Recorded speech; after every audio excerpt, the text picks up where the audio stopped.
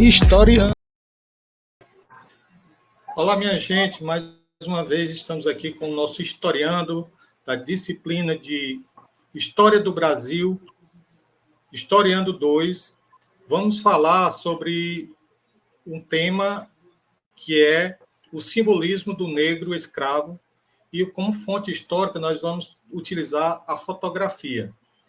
E vamos aqui, participam desse historiando, eu, Nonato Andrade, Micaele, Marta Pontes, Altair Pereira, Adriana Pascoal e Yolanda.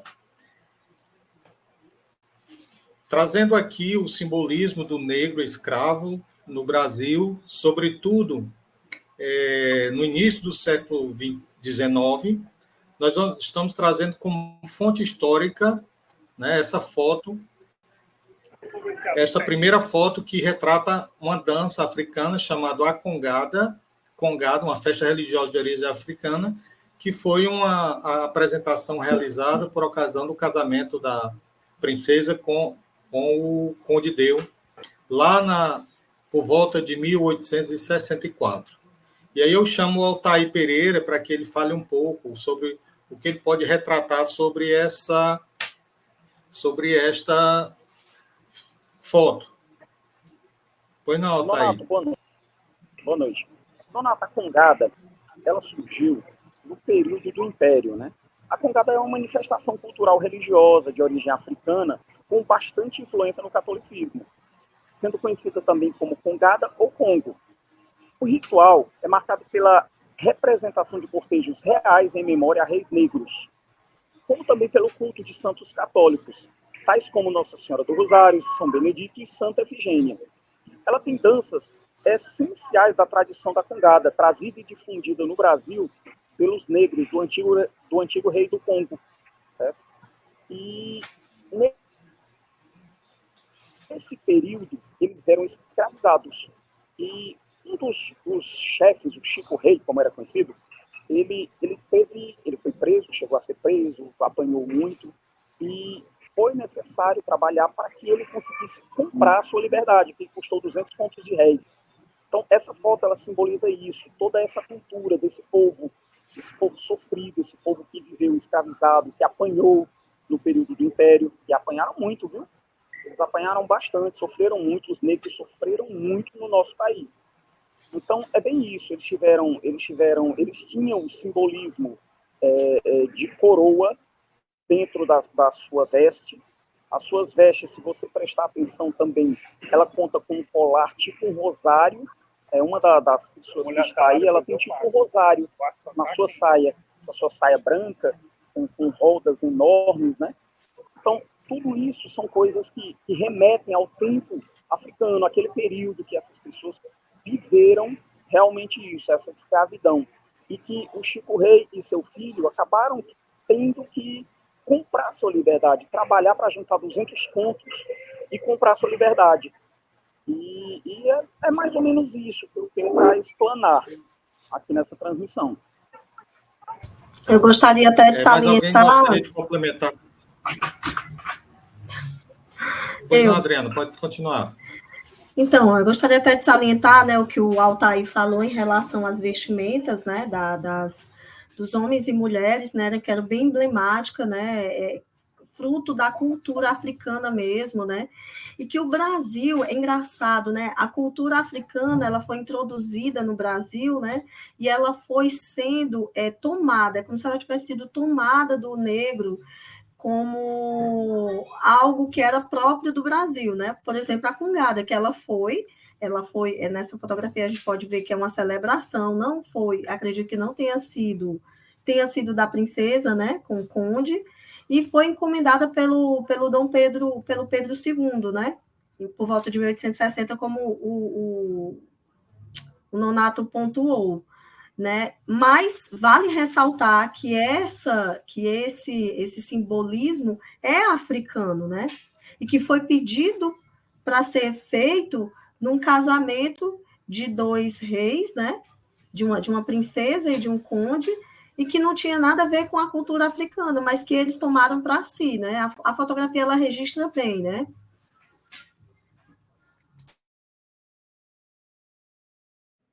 Vamos ao próximo.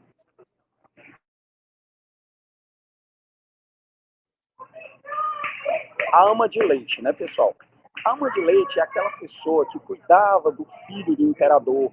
Era aquela pessoa que servia de escrava para fazer tudo pelo filho do imperador, para a esposa do imperador, que muitas vezes acontecia dela ser agredida, ser espancada, ser chicoteada, e principalmente acontecia também estupros dentro da corte real. Muitas coisas obscuras aconteciam, e essas pessoas sofriam bastante em relação a isso.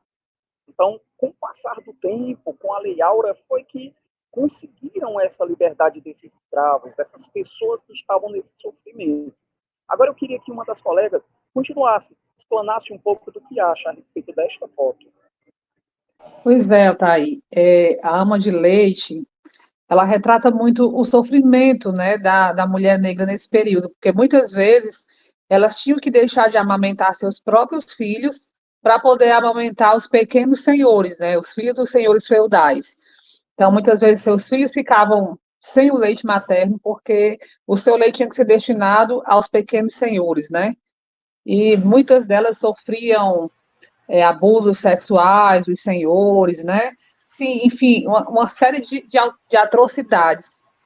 E a gente vê que isso é uma cultura que, assim, até os dias contemporâneos, né?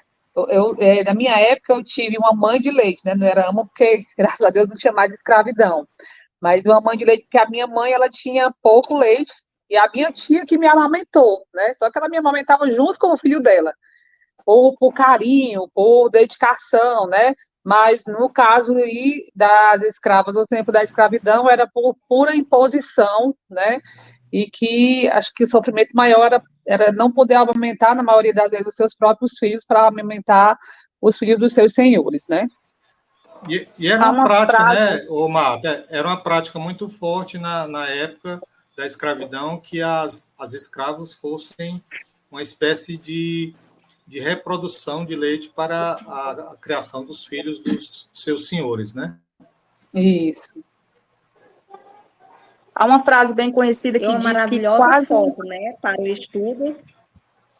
Essa foto aí, que o corpo dela fala, o texto que revela, porém parcialmente é contido na expressão precocemente envelhecida pelo sofrimento, pela dor de múltiplos sofrimentos. Ainda assim, ela mantém pendurada aí nessa foto, né, e acolhe o menino. E o menino acolhe a ela. Tem uma frase que diz que quase todo o Brasil cabe nessa foto, né? Como a Marta comentou, acho que todos já vivenciaram assim parecido, mas não no caso da escravidão, né? E se a gente bem analisar, as roupas não cabem nela, né? Então, ela vestiu essa roupa que não era normalmente a que ela usava. Normalmente, mesmo ela se vestindo melhor do que as outras escravas, na foto percebe-se que a roupa é maior e que o menino, ele que se chegou a ela, né? Então, essa união deles dois, da criança, dos senhores com ela, com a ama de leite, né? Fundada pela violência que ela sofria, mas também pelo amor que a criança tinha, né? Como a gente pode muito bem perceber a criança encostada, né? No ombro dela. E há também, né, algumas versões que as fotos dessa época não podia ter movimentos, porque senão a foto estragava a foto, ela ficava muito tremida, né? Sim. Então a gente vê que ela tá com a mão ali perto do ventre, assim, num sentido de tensão, porque era como se ela fosse responsável por a criança não mexer, ela também não podia mexer para não estragar a foto. Então a gente vê ali que ela tá, como a Yolanda falou, o corpo fala com o corpo assim, tenso, para não estragar a foto, né? Porque foto naquele tempo era algo muito caro, então não podia estar tirando muitas fotos para ver qual que ia ficar boa, né? É interessante que quando você vê ela tensa, você vê que ela está bem assim, tensa mesmo. Mas a criança é totalmente o inverso, porque além dele encostar a cabeça no ombro dela, ele ainda coloca a mão sobre o braço dela. Então a gente vê que há intimidade, né? Que infelizmente é o amor da criança, mas é o sofrimento dela por conta do que ela sofria, né? Sim, foi bem pertinente o que vocês falaram, né? Que apesar da tensão, havia a ternura da criança, né? Então, havia o amor, a ternura da criança para essa mulher, sem distinção, sem se preocupar com a cor dela, com a raça dela, por mais que ele não fosse a mãe, ela não fosse a mãe, mas a gente nota-se que há um carinho, há um amor dessa criança por essa ama. Demonstra também a pureza da criança de não imaginar que existe uma maldade, né, gerada por seus próprios pais nessa questão da exploração da escrava, né? E aí retrata a importância da fotografia, né? Porque por uma fotografia, quando passou a ser existente, deu para perceber, né? Todas essas coisas que talvez nós não soubéssemos se não tivesse a fotografia como fonte histórica.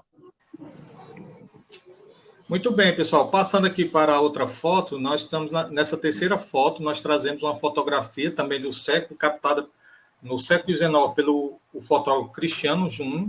É uma foto muito emblemática também, né, que retrata o processo de escravidão na época que a comercialização desses escravos para o uso, principalmente urbano, mas ele demonstra também que ele quis retratar nessas fotos era o sentimento de liberdade desses escravos que passaram a ter suas independências, sobretudo na área urbana das cidades, né, após a proibição da exportação de escravos vindo para o Brasil. Então, com a mudança, com aquela questão da libertação dos escravos, esses escravos já passaram a se transitar livremente pelas metrópoles, né, e fazendo seus próprios negócios, se relacionando com outras pessoas, mesmo com o olhar de racismo, de preconceito dos brancos, mas eles passaram a ter suas próprias identidades, suas próprias independências, né? E fazendo os seus próprios relacionamentos. Então, isso as fotos desse fotógrafo, do Cristiano Júnior, né? Ele retrata justamente essa emoção, essa sensação que ele queria passar para as pessoas desse movimento de pessoas de cores, raças morenas no meio dos brancos, que também tinha sua independência e sua convivência, né? O Cristiano Júnior, ele foi um dos pioneiros, né, na questão da comercialização, porque quando ele iniciou, era para essas fotos servir como um cartão postal para os europeus, né? Então ele tirava as fotos mais ou menos assim, mas como você falou, Nonato, foi evoluindo e os negros foram tendo mais liberdade, e ele começou a tirar foto dos negros vendendo coisas, trabalhando na rua, já com vestimentas melhores, e aí também ele ficou conhecido por fotografar as negras, né, e a beleza das negras se destacou. Então, ele é um dos mais marcantes dessa época, é o Cristiano Júnior, por conta dessas diversas questões que ele fotografou, né? Vale se destacar também a questão de essas fotos ser numa época que a fotografia era a ascensão, né? Que era lá por volta de 1860, que a fotografia estava no ápice, né? Era novidade, então estava na moda, digamos assim. Então, muita parte da história foi retratada em fotografia, né? Eu gostaria só de falar uma coisa, Nonato. Essa foto, se você conseguir ampliar essa foto, você vai mostrar que o rosto desse escravo está cortado, de chicotadas que ele chegou a levar. Então, isso mostra o simbolismo do sofrimento de todo esse povo negro durante o período do Império aqui no Brasil. Era só isso que eu queria salientar. Também acho que destaca essas marcas no rosto dele. Acredito que destaca que ele era um escravo de ganho, né? E não um escravo doméstico. Né? Essas chicotadas talvez seria para que ele pudesse produzir mais nas lavouras, né? No trabalho escravo que ele exercia. Vale também ressaltar que a fotografia ela é uma imagem do sofrimento, porque a gente percebe todo o sofrimento, toda a angústia, todo o olhar perdido que esse negro tinha, né? Então, ela ficou eternizada nessa fotografia do Cristiano Júnior. Como o Maurício, que é um historiador da fotografia da Universidade Federal do Rio de Janeiro, ele disse, né, que a percepção da fotografia não era representar o mundo, mas tornar o mundo visível, né? Então, cabe muito para essa foto, porque os escravos, eram como se fossem invisíveis, né? E aí, apesar de ter começado para mostrar o mundo visível de sofrimento, como um cartão postal para os europeus, como a gente vem falando, mas aí tornou visível toda essa história, né? Que a fonte histórica traz para a gente possa hoje trabalhar em sala de aula. Ela demonstra que era a face escrava do Brasil mesmo, né? Essa foto, E aí essas imagens, né? A gente pode entrar agora em questão, né? Falar sobre a fotografia mesmo, como iniciou, que é algo bem interessante, né? Foi em 1839, foi em Paris, e a esposa era um pintor, né? O nome dele, ele se chamava Daguerre. E a esposa dele, vendo aquele trabalho dele de querer transformar ali as imagens, exibir as imagens paradas, como eles falaram, ela chegou para um cientista e disse que ele estava louco, se era possível. Ele disse que provavelmente não era possível acontecer isso, mas também ele não iria duvidar. Então, pelo nome dele, se chamou, a gente chama de fotografia hoje, mas iniciou se chamando daguerreótipo, que é relacionado ao nome dele, né, desse pintor que criou a fotografia. Mas no Brasil só chegou em 1840. E nessa época, Pedro II tinha apenas 14 anos, né? Ele ficou muito interessado pela máquina, pela fotografia, e aí foi retratado, né, tudo que a gente está apresentando aqui. Muito bem, mais alguém gostaria de comentar a respeito da fotografia, a última fotografia que nós estamos apresentando no trabalho? Não, eu acredito que já foi bem pontuado, tanto pela Yolanda quanto pelos demais participantes, né? Não só essa fotografia, mas como todas as outras, as duas anteriores, a primeira e a segunda fotografia, Nonato. Muito bem. Então, gente... Só ressaltando, Nonato, só para finalizar essa foto, que realmente ela é o que ela representa, a face escrava, porque a gente vê aí as marcas da escravidão, né? Tanto as marcas no rosto, como as marcas na alma. A gente vê no olhar dele, como a Adriana falou, né? Toda a tristeza, todo o sofrimento. Então, ele tem marcas na alma, ele tem marcas no corpo. Essa foto, ela realmente ela representa bem a face escrava do Brasil, todo o sofrimento que foi a escravidão no Brasil. É que o olhar não mente, né, Marta? A expressão não mente. Muito bem, gente. E aqui nós encerramos o nosso Historiando, agradecendo a todos os participantes. Participaram a equipe Antônio Altair da Silva, Adriana Pascoal, Raimundo Nonato Andrade, Yolanda Almeida, Marta Pontes, Micaela Araújo. A professora é a Carla Torquato dos Anjos Barros, Historiando do Brasil 2. Até a próxima.